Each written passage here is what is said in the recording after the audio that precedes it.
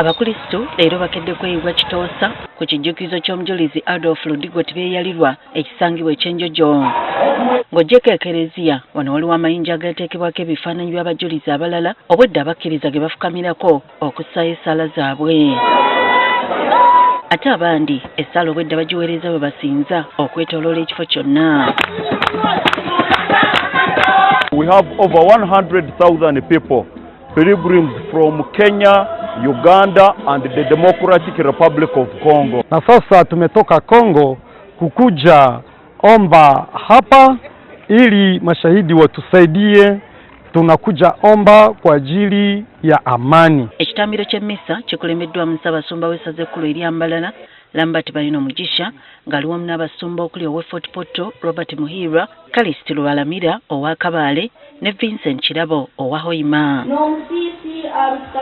Mu kuyigiriza kwe omusumba w'essaza ly'e Hoima Vincent Kirabo asabye abakristo bulijjo okutwala abajulizi ng'ekyokulabirako mu bulamu bwabwe. Twijuke nk'abaramagi ekigambo ky'okucwamu ate ekizina kibazina mu Lungereza, I have decided to follow Jesus. Ntwiremu okondera Kristo busawo kurora nyuma. To increase, to deepen our faith, to look at his example and the example of the Uganda Martyrs, to carry ahead and to deepen our faith.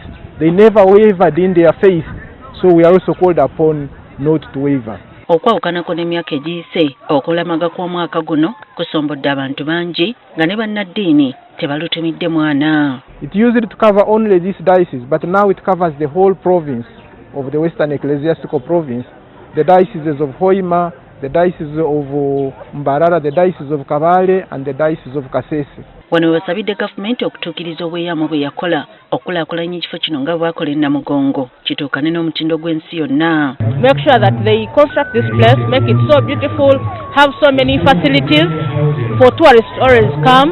It is strategically located and we are grateful that we have been given money, but we urge government to release that money urgently.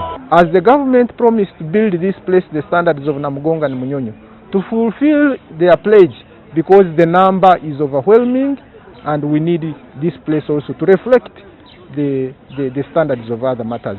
I also want to assure them that this is part of the government responsibility. It's already registered under cultural institutions, because this is a recognized place and it's known and it's already in the budget of the nation. Bulinga ennaku z'omwezi 27 January ekifo kino kijjula abalamazi okuva e Bule n'Ebweya okwetaba mu kulamaga nga bajjukira omujulizi Adolf Ludigo eyattibwa ku biragiro bya Ssekabaka Daniel Mwanga Basamulekere.